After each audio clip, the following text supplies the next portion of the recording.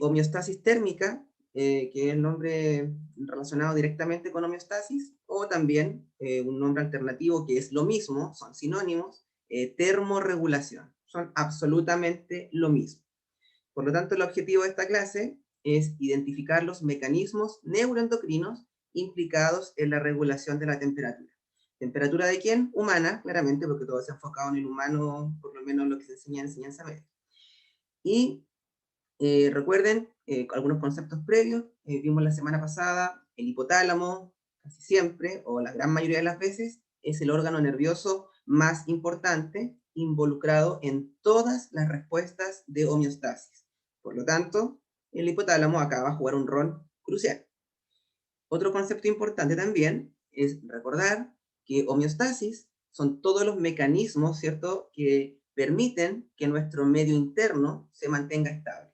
Y siempre recuerden que el medio interno corresponde al líquido extracelular, o sea, el LEC.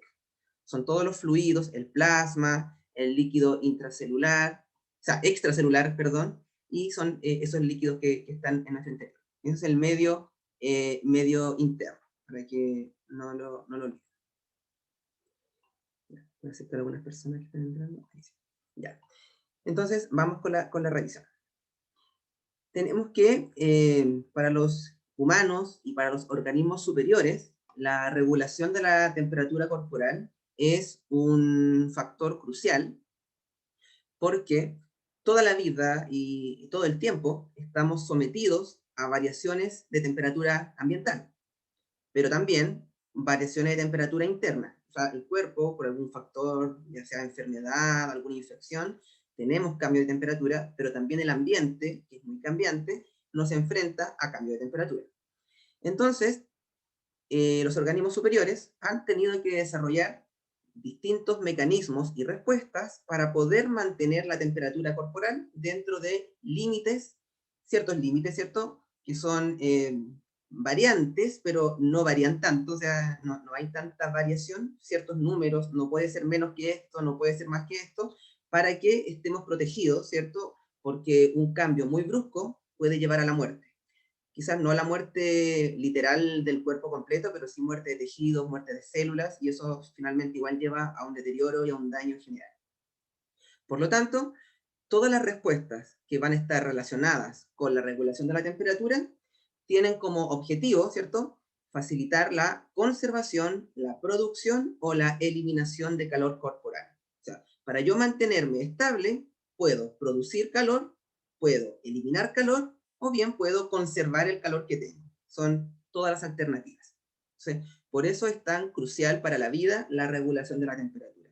Imagínense esos países donde a veces se han mostrado las noticias así que extremo, en lugares de África, sobre todo, cuando la temperatura ha llegado a 50 grados Celsius, que creo que 50 grados Celsius ambiental creo que es lo máximo a nivel mundial, por lo menos conocido, y eso ya es un factor que lleva a la muerte de las personas, porque el cuerpo, si bien se puede regular y todo, pero llega un punto en que si esa temperatura se mantiene elevada por mucho tiempo, ya los procesos vitales comienzan a fallar.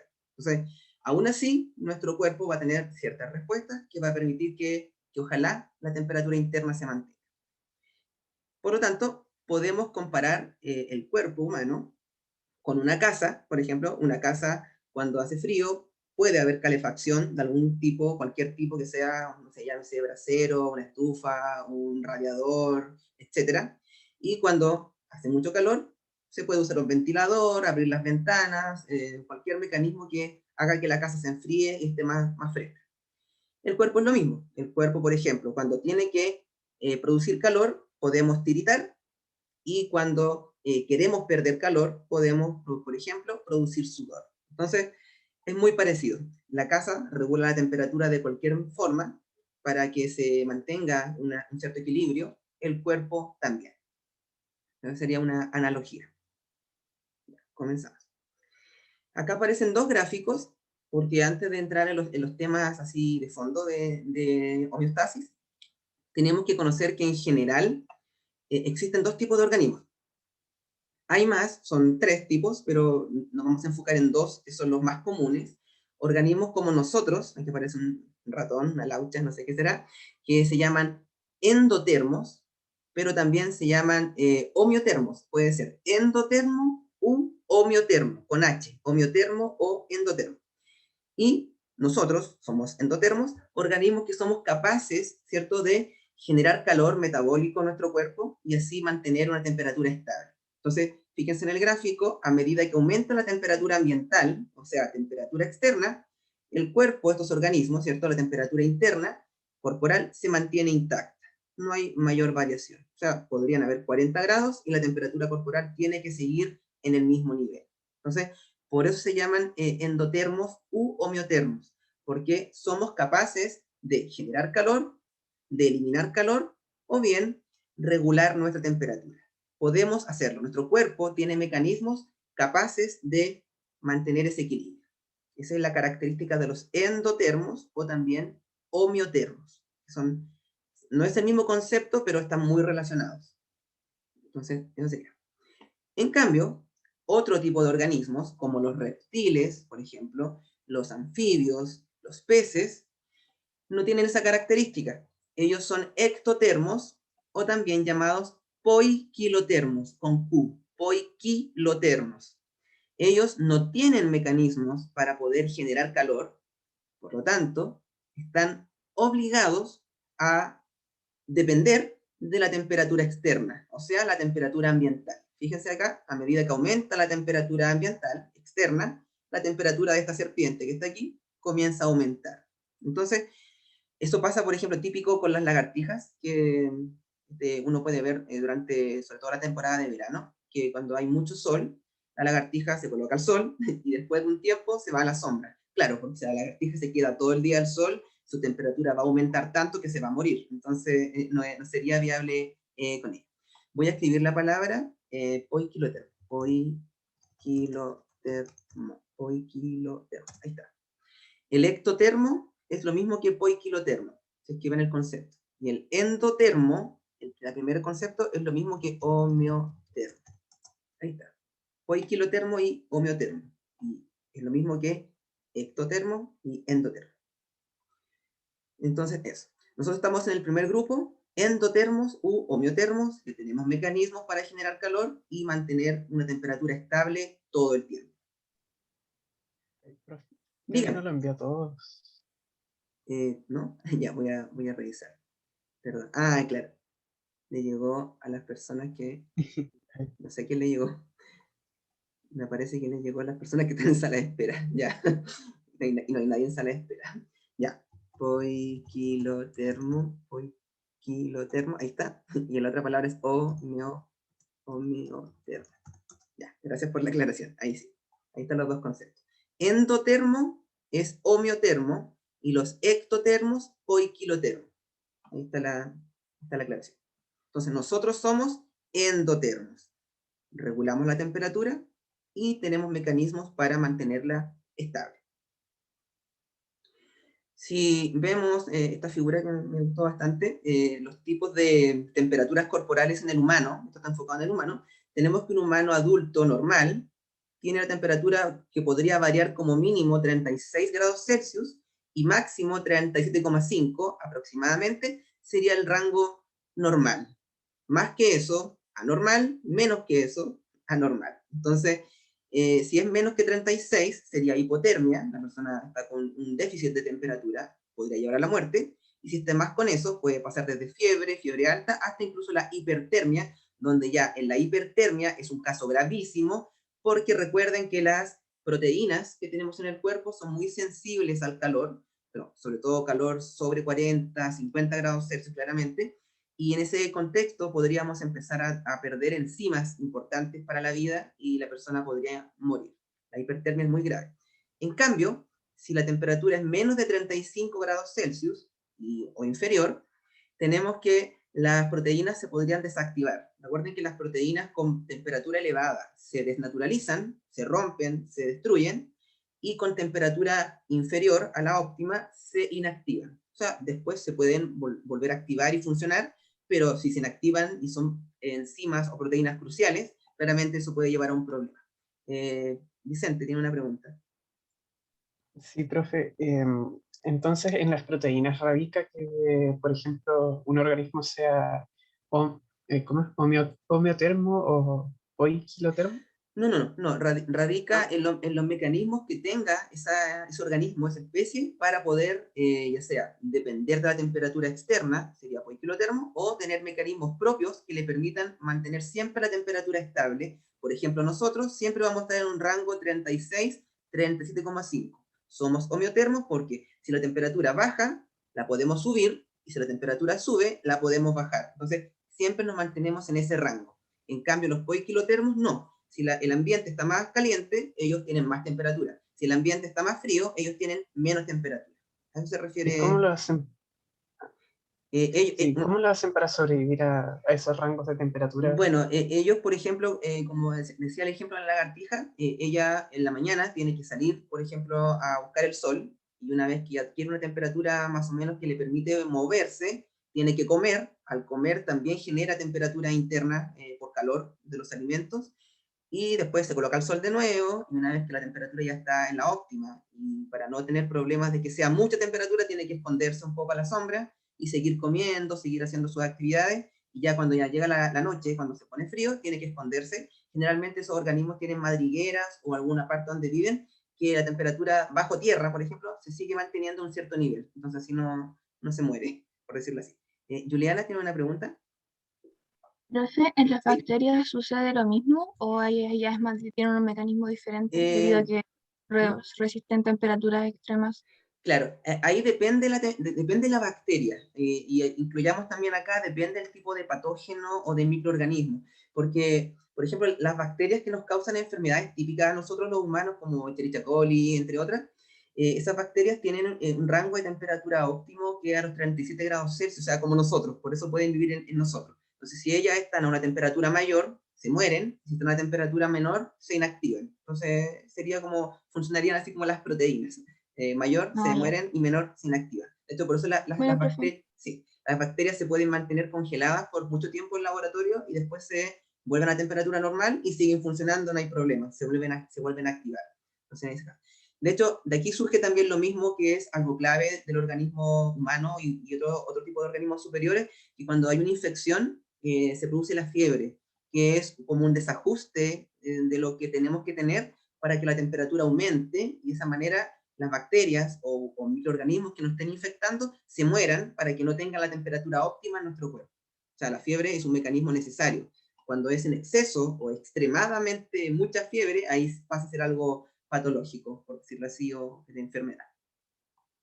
Ya, continúo.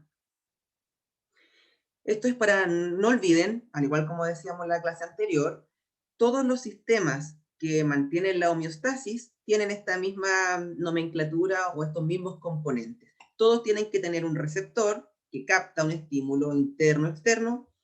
Todos tienen que tener un centro integrador donde se analiza ese estímulo y se convierte en una respuesta. Y todos tienen que tener un efector, que es el órgano, ¿cierto?, que realiza una acción para poder recuperar lo que se estaba perdiendo o lo que estaba mal, por decirlo así. Cualquier mecanismo, recuerden, endocrino o nervioso, va a tener el mismo tipo de componentes. Aquí están todos los componentes. O sea, coloqué la imagen para que no se vayan a olvidar de eso. Tengan presente eso: receptor, centro integrador y el efector. Porque ahora vamos a revisar los componentes del cuerpo humano, ¿cierto?, que permiten que la temperatura se mantenga. Primero, tenemos los termorreceptores. Y los humanos y organismos superiores hemos evolutivamente desarrollado dos tipos de termorreceptores que nos van a permitir captar estímulo de temperatura. Tenemos que los termorreceptores tienen la capacidad de detectar variaciones de la temperatura. O sea, si la temperatura está excedida o disminuida, ese receptor va a alertar al centro integrador que la temperatura no está en el rango normal. Por lo tanto, hay que ajustarla al rango normal. Entonces, es muy importante la función del receptor, porque es el que va a avisar, el que se da, entre comillas, como cuenta de que algo no está bien, no está cambiando. Entonces, eso ténganlo en consideración. Y aparte que es el primer componente, ¿cierto?, de este sistema tan ordenado que permite la respuesta. Un tipo de termorreceptor son los cutáneos, Cutáneo viene de piel. Aquí tenemos un corte, se ve una piel, se ve un trozo de piel con todas sus capas. Y vemos que hay dos tipos de receptores. Tenemos que están los corpúsculos de Krauss. Aquí están, fíjense, tienen esa forma un poco ovalada. Están, Krauss. Y están los corpúsculos de Ruffini, que están un poco más arriba, que son un poquito más alargados. Son dos tipos de corpúsculos que están en la piel, en todo el cuerpo, en toda la piel, de cualquier parte del cuerpo o piel, y ellos nos permiten captar distintas sensaciones térmicas.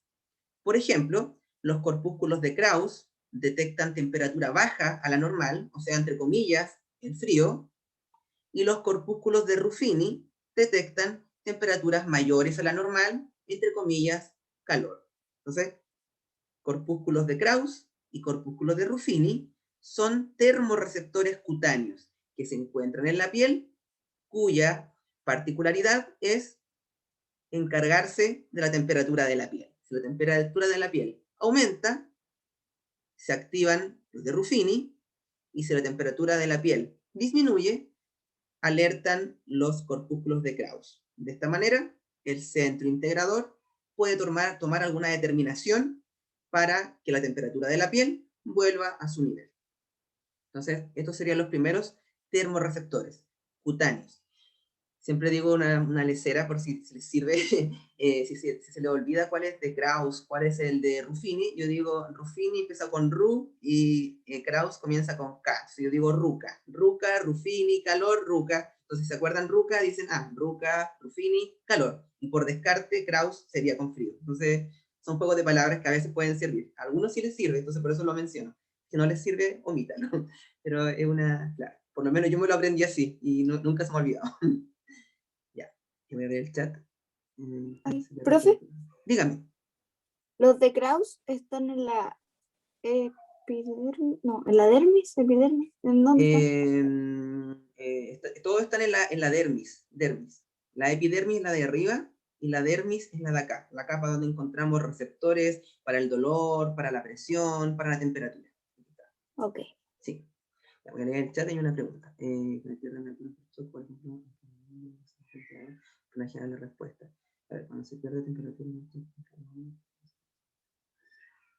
Bueno, que siempre un poco extrema la pregunta, pero cada vez que haya un shock de algún tipo, claramente eso, a ver, es como en la opción más extrema que hay. Por lo tanto, claro, el centro integrador sí se va a dar cuenta que hay una pérdida de sangre, por ejemplo, y aún así también va a tratar de mantener la temperatura y todo, pero claramente en ese caso es difícil, ¿verdad? Es difícil frente a cualquier tipo de traumatismo muy grave. Es difícil que el centro integrador y que todos los componentes puedan funcionar de manera habitual, porque eso ya se sale de lo típico, que sería lo mismo, por ejemplo, que nos colocaran una temperatura ambiental de 50 grados Celsius.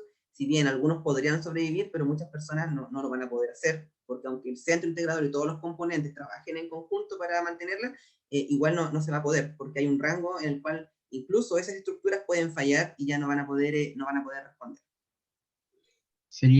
Profe, disculpe, sería similar a lo que pasaría en un shock térmico, por ejemplo, una explosión. Sería similar, o sea, no podría responder de manera correcta.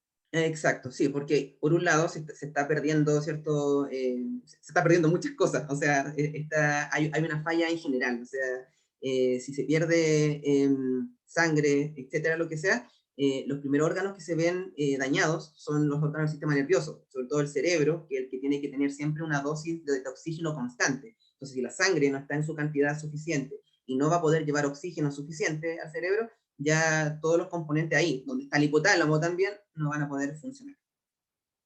Me están preguntando por los corpúsculos.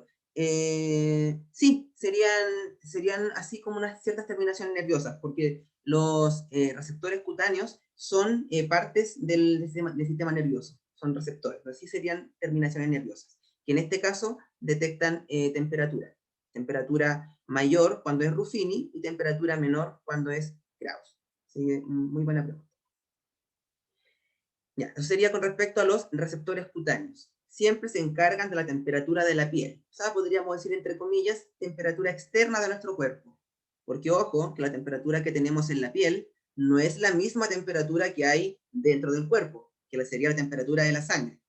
A veces aproximan los valores, pero la de la piel siempre cambia porque depende de la temperatura ambiente. Si hay más calor, si hay más frío, la piel va a estar distinta. Y eso es saludable, no hay problema. La que no puede cambiar de su rango es la temperatura de la sangre, que siempre tiene que mantenerse en el rango que habíamos nombrado anteriormente, 36 grados Celsius a 37,5 grados Celsius aproximadamente. La sangre no puede salir de ese rango. En cambio, la temperatura de la piel no hay problema. Entonces, si ustedes un día van a un lugar frío, van a estar con la piel más fría, pero no por eso se van a morir o se van a enfermar, por decirlo así, a menos que sea muy extremo y que eso lleve a algún problema o una falla. Eso ya es un caso distinto.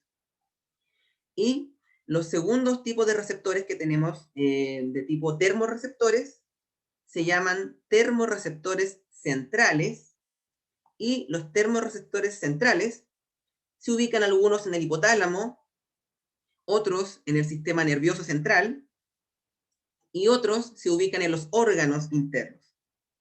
Entonces tenemos termorreceptores centrales en distintos lugares, pero son internos. En el hipotálamo, en distintas partes del sistema nervioso central y en distintos órganos.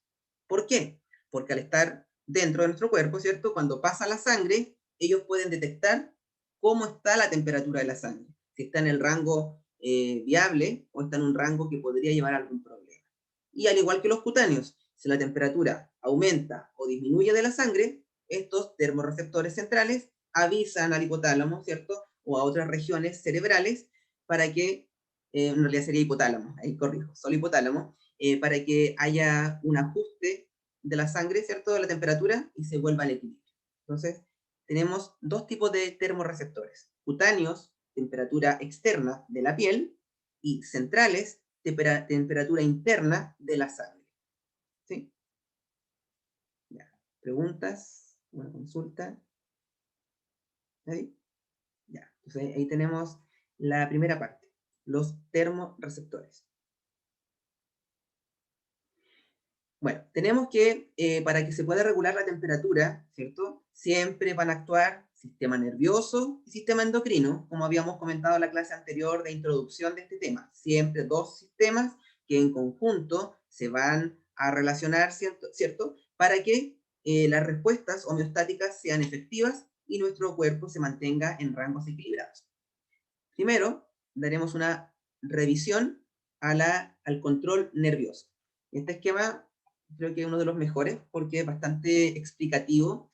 Vemos que con color azul grueso aparece el estímulo, una flecha azul, la flecha negra delgada son las vías nerviosas, y los recuadros anaranjados son las respuestas. Aquí tenemos respuesta, respuesta, respuesta, estímulo, o sea, vías nerviosas, todo esto es vía nerviosa, y acá tenemos el estímulo. Primer ejemplo. Supongamos que la piel, ¿cierto? Temperatura externa del cuerpo, la temperatura de la piel disminuye. Aquí tenemos. Los únicos termorreceptores que se pueden activar serían los termorreceptores cutáneos, porque ellos se encuentran en la piel. Y específicamente, si la temperatura disminuye, ¿cuáles serían los de Krauss o los de Ruffini? ¿Alguien se acuerda? ¿Krauss? Ruffini. Los de Krauss. Los de Krauss se activan cuando disminuye la temperatura. O sea, entre comillas, frío. Fíjense, aquí tenemos la vía nerviosa, el receptor está avisando, y va a tener dos opciones. Primero vayámonos con la que tiene la función como consciente. La primera opción es que le avise a la corteza cerebral. Recuerden que la corteza cerebral tiene varias neuronas, igual después vamos a revisar el sistema nervioso, varias neuronas que nos permiten, ¿cierto?, tomar decisiones, permiten que hagamos movimientos, por ejemplo. Entonces es algo voluntario, digámoslo así. Todo lo que sea corteza cerebral va a ser voluntario. Yo digo, quiero, no sé, comer algo, lo como porque lo pensé, me moví, caminé, digo, no sé, voy a acostarme, me acuesto, me muevo, pero yo quiero porque es voluntario. Entonces, la corteza cerebral sería una opción, y tenemos que como alternativa, la corteza cerebral le va a enviar una respuesta a los músculos del esqueleto y nos vamos a mover. Por ejemplo, yo digo, tengo frío, que empezamos, algunos mueven las manos, algunos se colocan así, algunos caminan, algunos corren quizás, pero el cuerpo se mueve y después de eso uno siente una sensación un poco más cálida, porque claramente al mover los músculos se produce calor, calor metabólico. Entonces, eso sería algo voluntario. La corteza cerebral, que es la parte que podemos controlar, nosotros pensamos y lo hacemos, nos permite tomar esta decisión. Esa sería la respuesta voluntaria del sistema nervioso. ¿Sí? Corteza cerebral, yo pienso, tengo frío, me abrigo, o enciendo la estufa, o me acuesto, o como algo, o me tomo un café, me tomo un té, algo que sea más caliente, o camino, me muevo, etc. Entonces, voluntario, corteza cerebral. Pero fíjense aquí, la misma corteza cerebral también le puede mandar un mensaje al hipotálamo, porque recuerden que el hipotálamo es la estructura más importante en todos los procesos de homeostasis. O sea, aquí vemos que la corteza le está también avisando al hipotálamo. Entonces, el hipotálamo puede tomar ciertas determinaciones. Cuando los termorreceptores cutáneos también le avisan al hipotálamo, y la corteza también le da otro aviso, o sea, ya está más que avisado al hipotálamo, tenemos que el hipotálamo toma distintas decisiones. Por ejemplo, el hipotálamo puede, aquí, ir a mandar un mensaje a las arteriolas cutáneas. Esto lo vamos a ver después en una imagen, así que si no lo entienden ahora, no se preocupen, va a aparecer. Las arteriolas cutáneas son todos los vasos sanguíneos que están en la piel, así en la piel más superficial, vasos sanguíneos pequeñitos, les va a causar vasoconstricción, o sea que se cierren un poco, y al cerrarse esos vasos sanguíneos, el calor no se va a escapar, el calor se va a mantener en la sangre. Entonces es una forma como impedir que el calor se escape. Eso sería. El hipotálamo también va a mandar una respuesta a los músculos de la piel. Recuerden que tenemos músculos pequeñitos en la piel, sobre todo donde están los pelos pegados a un pequeño músculo. Voy a ver el chat. Sí, gracias por la acotación. El hipotálamo solamente hace respuestas involuntarias. La corteza voluntaria, porque yo lo pensé y lo hice. En cambio, todo lo que estamos nombrando ahora es involuntario. Yo no puedo decir, voy a vasocontraer mis arteriolas. No lo puedo hacer. Eso pasa automático porque el hipotálamo envía esa respuesta. Eso sería. Los músculos de la piel se produce lo que conocemos coloquialmente como la piel de gallina. Cuando uno tiene frío, pasa que se ven como poritos en la piel, ¿cierto? Y está como más áspera. Uno dice, tengo la piel de gallina. Bueno, ese proceso se llama piloerección, que los pelos se levantan. Y eso hace que el calor no se escape del cuerpo. Y eso es involuntario. Yo no puedo decir, voy a tener la piel de gallina. No lo puedo hacer. Eso es involuntario. Y también tenemos otra opción más, donde el hipotálamo va a ir directamente a la médula suprarrenal. Recuerden que la glándula suprarrenal está sobre los riñones, y les va a mandar un mensaje diciéndole que libere adrenalina. Recuerden que la adrenalina es un neurotransmisor y también es una neurohormona. Depende del punto de vista que lo vean. Si lo ven como nervioso es neurotransmisor, y si lo ven como endocrino es una neurohormona, cuya función es acelerar todo el cuerpo, por ejemplo, la frecuencia cardíaca, la frecuencia respiratoria, dilata los bronquios para que entre más oxígeno. Entonces, de esa manera, al aumentar el latido del corazón, ¿cierto? Se va a bombear más sangre a los lugares que se necesita, y la temperatura va a estar equilibrada en todo el cuerpo. Eso también es involuntario. Hipotálamo lo dijo, yo no lo puedo controlar. Y por último, el hipotálamo tiene otra opción más, es mandar una respuesta a nuestros músculos de todo el cuerpo, músculos esqueléticos que están pegados al hueso, por ejemplo de los brazos, de las piernas, y les hace que tengan contracciones involuntarias, o sea, los tiritones. Cuando uno tiene frío, a veces tirita sin querer. Yo no puedo decir, no voy a tiritar, si el tiritón está, se va a producir igual, y no lo podemos bloquear. Entonces, también es una respuesta involuntaria mediada por el hipotálamo. Entonces, una consulta. Dígame. Respecto a la descarga de adrenalina, Uh-huh. solamente eso sucede bajo casos extremos, o sea, por ejemplo, frío extremo, o si es una exposición a una temperatura igual baja, pero que no esté tan extrema, lo hace pero en menor grado. En condiciones extremas sí va a ocurrir sí o sí, pero también puede ocurrir en condiciones no extremas, pero que sea un frío prolongado, que se mantenga por mucho tiempo. O sea, yo estoy expuesto mucho tiempo, muchas horas, muchas horas a temperaturas bajas, también va a ocurrir. Aunque no sea extrema, pero que se mantenga en el tiempo. Y si los tiritones y los otros mecanismos no han logrado solventarlo, tiene que producirse eso para que haya una mayor irrigación y mantenimiento de temperatura. Pero a eso es que es como entre comillas el último recurso, ¿o no?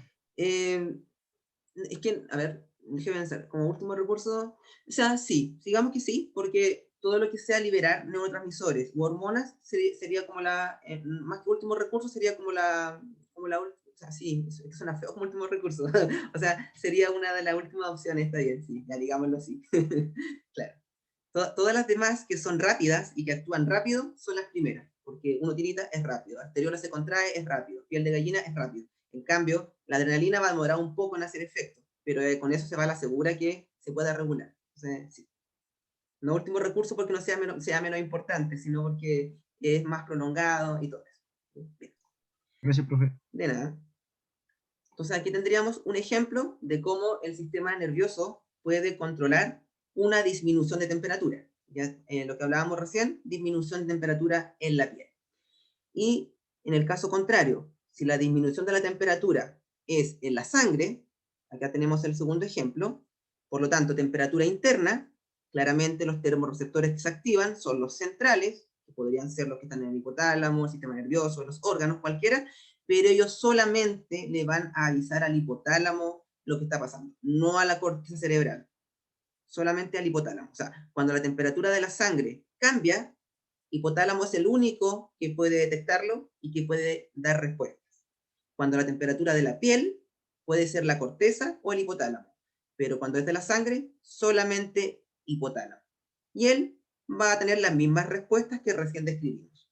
O sea, para poder mantener la temperatura de la piel y la temperatura de la sangre, tenemos los mismos mecanismos, excepto el que nos podamos mover o abrigar, porque yo no puedo saber si la temperatura de la sangre disminuyó o no. No podría decir voy a abrigar porque mi sangre está más fría. No lo puedo saber. Entonces, sería el único tipo de mecanismo que no se repetiría cuando disminuye la temperatura de la sangre. Dígame.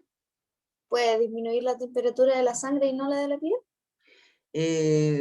Sí, también podría ser, si es que hubiera una descompensación. A veces el hipotálamo puede tener ciertos desfases, ya sea por alguna infección o por alguna falla nerviosa, y puede, eso, por ejemplo, cuando pasa la fiebre, eso es una opción que aumenta la temperatura, pero también puede pasar el caso contrario. Pero eso ya sería en un caso de alguna enfermedad al sistema nervioso, un tumor al hipotálamo, por ejemplo, o algún tumor en esa estructura que pueda causar una falla y un desajuste. Y claramente la piel podría estar normal y la de la sangre más baja. Entonces, sí, podría ser. Ya.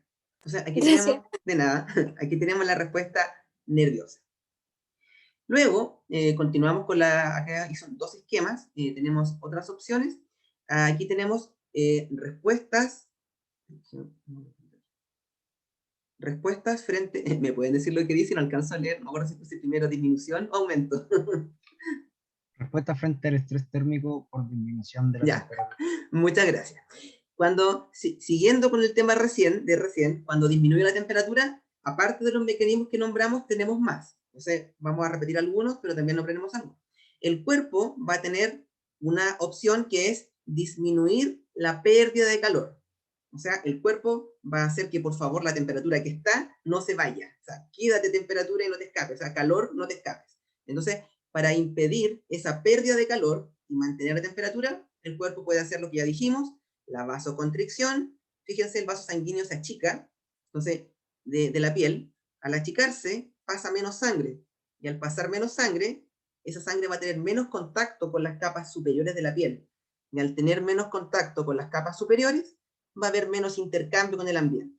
O sea, la temperatura se puede mantener. Eso sería una vasoconstricción. El vaso sanguíneo se pone más pequeño. Tenemos otra opción, que es que nosotros adoptemos una posición fetal también. Es muy típico, cuando hace frío uno adopta una posición fetal, ya sea para dormir o para estar en algún lugar, y eso se llama reducción de la superficie propensa a perder calor, porque al estar más pequeños, así, en posición fetal, es menos probable que se escape el calor del cuerpo. ¿Hay una pregunta, Jacob? Profe, una consulta con ¿Sí? respecto a la vasoconstricción. ¿Mm? ¿Puede traer problemas al tema de las personas que tienden a coagular la sangre como personas hemofílicas? Coagular la sangre. Es que la persona hemofílica lo que no puede coagular la sangre. Ah, no, pero al revés, la que tienden a coagular la sangre. No, a ver, mira, voy a mostrar la imagen que venía después. Aquí está. Vasoconstricción, fíjense. Aquí tenemos un vaso sanguíneo que viene del corazón aquí tenemos vasos pequeñitos, ¿cierto? Que están en la piel. Imagínense, esto es la piel, esta franja marrón de arriba es la piel, y aquí tenemos vasos pequeñitos que son periféricos cutáneos de la piel, arteriolas, muy pequeñitos.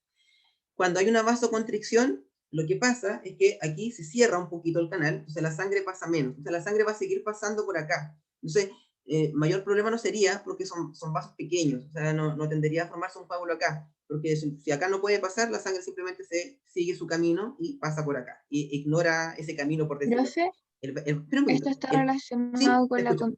contracción de los músculos cuando hay frío, se presentan situaciones de frío o no? No, o sea, a ver, no directamente con no, porque eso es el tono muscular. Esto sería la Ah, contracción de los músculos pequeñitos que están alrededor de los vasos sanguíneos, que sería ok. músculo liso, sí. Entonces, el vaso sanguíneo aquí aparece como con rayitas negras, ese tamaño tenía. Y la vasoconstricción hizo que se volviera un poco más pequeño. O sea, va a haber flujo, claramente, porque si no, imagínense que no hubiera flujo, la piel se podría morir de algunas células, pero es poquito lo que pasa. Entonces, la sangre que no pueda pasar, como decía, sigue su camino acá y no pasó nada. Por eso no habría mayor problema con esa enfermedad, que pueda generar coágulos. No, porque la sangre puede seguir el recorrido normal. ¿Sí? Esa sería la idea. ¿Sí? Entonces, decíamos posición fetal, y por último, también decíamos que habían respuestas voluntarias, ¿cierto? De movernos, etcétera. Tenemos que la persona se puede abrigar, colocarse al lado de una estufa, comer algo caliente, y eso también le va a ayudar a que, o sea, perdón, sí, al comer algo caliente y al abrigarse y cerca de una estufa, eso va a impedir igual que el calor se pierda. Entonces, así disminuimos la pérdida de calor.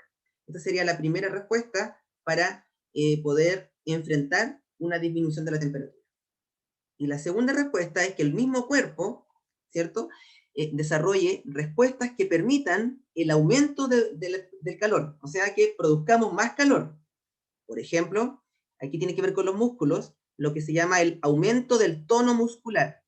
El tono muscular, tal cual, es una semicontracción que hay en los músculos, que nos permite movernos con mayor facilidad, que el músculo esté preparado para el movimiento, sobre todo cuando estamos despiertos, etc.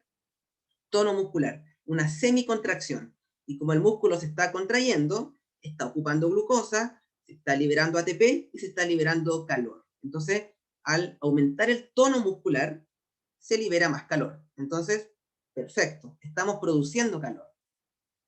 También tenemos una opción muy típica ahora de otoño y invierno, que aumenta el apetito. Cuando hace mucho frío, nos dan ganas de comer muchas cosas, sobre todo cosas azucaradas o cosas grasosas que, no sé, el cuerpo es como, tengo ganas de comer picarones, o sea, o tengo ganas de comer algo que sea sopaipilla, lo que sea, algo, claro, muy calórico, porque al comer, ¿cierto?, alimentos ricos en carbohidratos o en grasas, se van a procesar, se van a metabolizar y se va a liberar calor. Muy, soy 10 de 10, claro. Ya.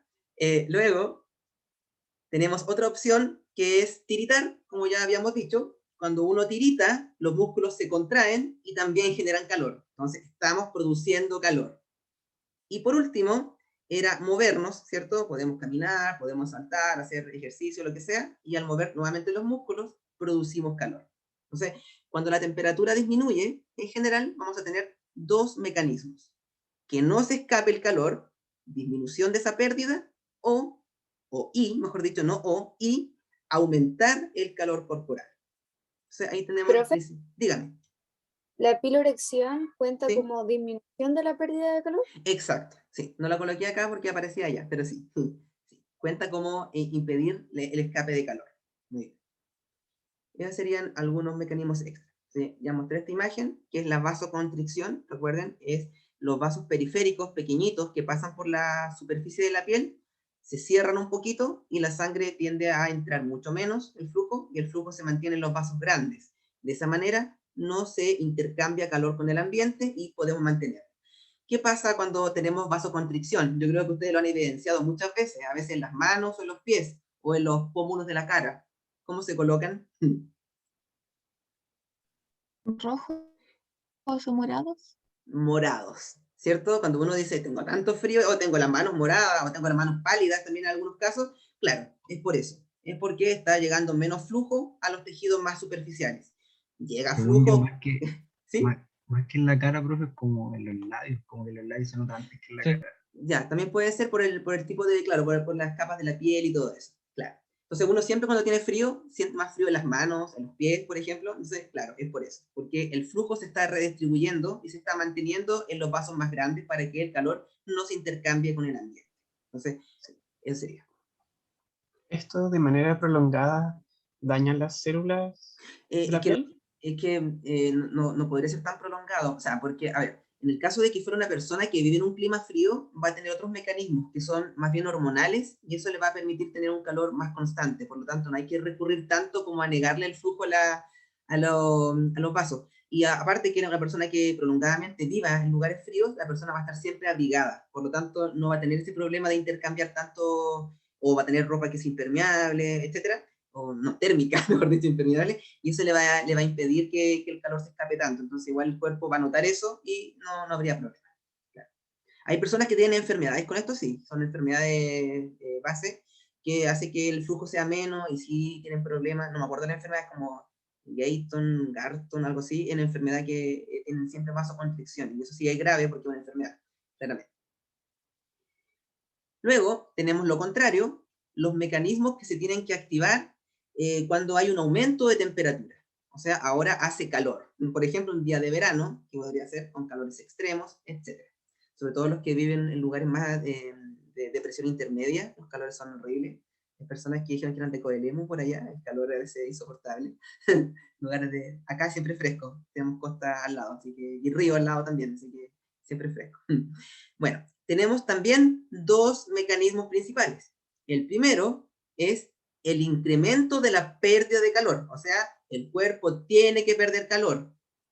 Tenemos la opción que ahora lo contrario de lo anterior es que ocurre vasodilatación.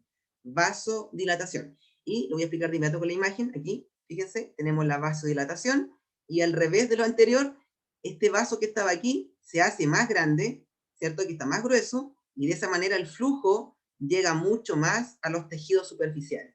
Y al haber flujo en contacto con el ambiente, el calor puede salir, ¿cierto? E intercambiarse con el ambiente.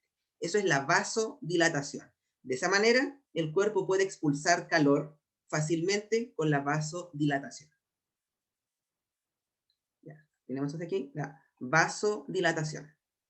Otra opción es que el cuerpo comience a producir sudor. Cuando tenemos calor, ya sea por ambiente o por alguna actividad física, ¿cierto? Comenzamos a sudar. El sudor es una respuesta muy útil porque el sudor al salir, ¿cierto? Por los poros de la piel, va a hacer que, como es agua, que el calor del cuerpo se vea obligado como a equilibrarse, por decirlo así, cantidades de calor, y el calor evapora el sudor. De esa manera el calor sale del cuerpo y el sudor que se evaporó refresca la piel y la piel se siente más cómoda, por decirlo así, más fresca. Entonces, el sudor también ayuda a que el calor se escape, porque el calor tiene que, se me fue la palabra, evaporar el sudor. Y así, al evaporarlo, estamos perdiendo calor. Y un tercer mecanismo, que es completamente voluntario, es básicamente colocarnos debajo de un árbol, debajo de una sombrilla, meternos a la piscina, en algún lugar que esté cómodo, desabrigarnos un poco, ropa más fresca, traje de baño, lo que sea, y la persona así también pierde más calor, porque la piel puede intercambiar más calor con el ambiente. Entonces, tenemos tres opciones para perder calor. Realmente hay muchas más, pero son como las típicas. Y el segundo mecanismo es disminuir la producción de calor, porque primero queremos perder calor, pero también queremos que no se produzca más calor, porque ¿cuál sería el objeto de estar perdiendo calor y seguir produciendo? O sea, no sería, nunca llegaríamos a un equilibrio. Entonces, al igual que el anterior, el tono muscular acá, claro, al igual y diferencia, el tono muscular se ve disminuido. Disminuye el tono muscular. O sea, esa semicontracción de los músculos es inferior. De esa manera, se está produciendo menos calor metabólico. Lo cual es muy bueno porque así ya tenemos menos problema del calor que está en exceso. Y el segundo es que disminuye el apetito. La persona siente menos deseo de comer cosas muy calóricas, por lo tanto, al comer menos o comer menos alimentos muy calóricos, eso impide que se esté produciendo calor metabólico. Entonces, así no estaríamos produciendo calor. Entonces, son las dos alternativas principales. Profe, Digan. con respecto a la disminución del apetito, ¿va de lado con el aumento de la sed o el aumento de la sed se produce por el Ah, tema del sudor? Sí, la sed va ligado directamente con el sudor, porque cuando uno elimina sudor, pierde agua, lo que más uno pierde es agua, aparte de otras sustancias que son sales y algunas toxinas, pero claro, estamos perdiendo agua, entonces la sed tiene que activarse para recomponer la cantidad de agua que se perdió. ¿Sí? Pero de todas maneras, igual eso va a ayudar a que se refresque el cuerpo y la temperatura también pueda regularse, o sea, van las dos cosas de la mano. Profe, Dígame. es un poco alejado del tema, pero ¿por qué uno suda también cuando está nervioso, por ejemplo? Nervioso. Porque puede que no esté directamente relacionado con temperatura ambiental, pero igual al estar más nervioso, por ejemplo, recuerde que eso sería estrés, y cuando hay estrés, aumenta la adrenalina, por ejemplo, el corazón late más rápido, los músculos, ¿cierto?, están más irrigación, y se está produciendo, por ejemplo, calor metabólico, mayor metabolismo, entonces igual aumenta el calor, entonces por eso, como está con estrés, igual tiene que eliminar calor. O sea, no es ambiental, es algo interno en ese caso. Esa sería la relación. Ya. Esto sería todo lo que tenemos hasta aquí. Respuesta nerviosa frente a aumento o disminución de la temperatura ambiental. Y lo último de hoy, es el control endocrino. Recuerden que siempre actúa sistema nervioso y endocrino. Siempre el primero en actuar es el nervioso.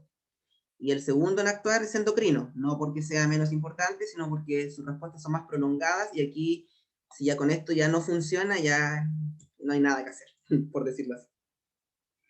Tenemos que el sistema endocrino, la parte que regula a la temperatura, está directamente relacionado con una glándula que está cercana al cuello, ¿cierto? Que se llama la glándula tiroides. ¿La han escuchado, yo creo? Glándula tiroides.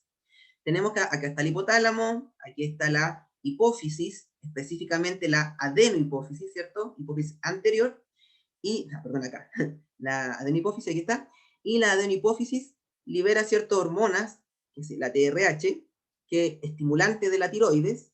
De esa manera la tiroides puede liberar dos hormonas, la T3 y la hormona T4. Recuerden que la tiroides tiene dos hormonas importantes, T3 y T4.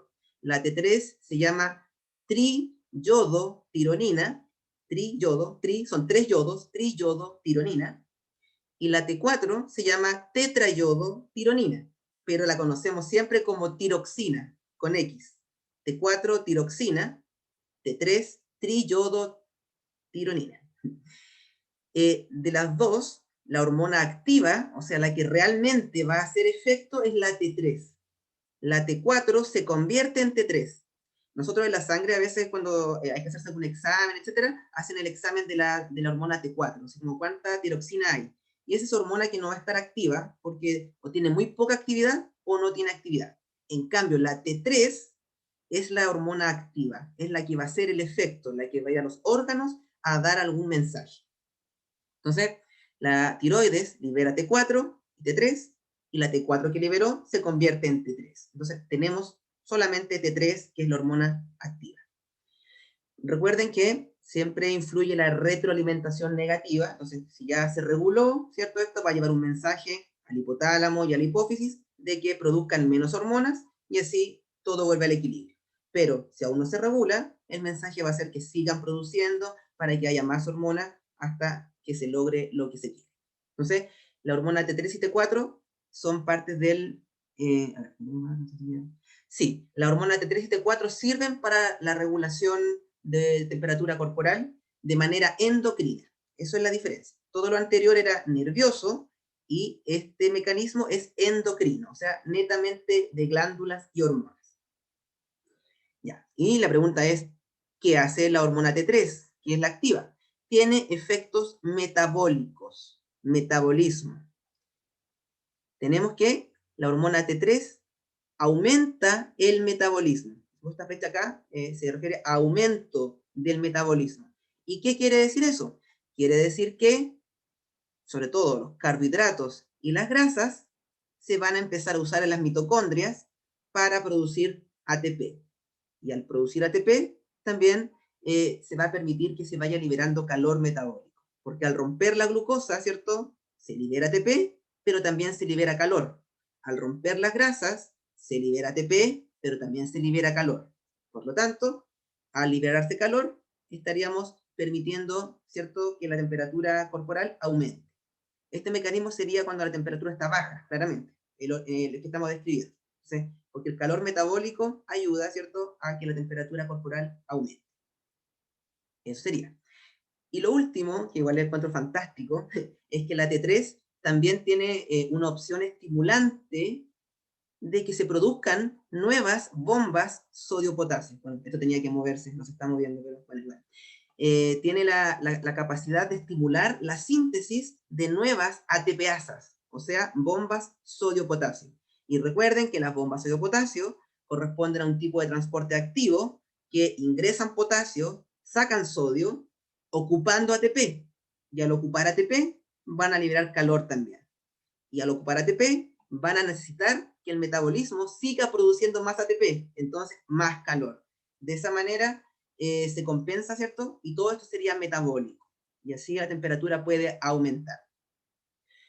No sé si se entiende la idea, más o menos. Eso sería el control endocrino. Claramente, si lo que queremos es que baje la temperatura, solamente no se va a liberar T3 y T4 y listo. Nada más. No se liberan y fue. Pero si hay que aumentarlo...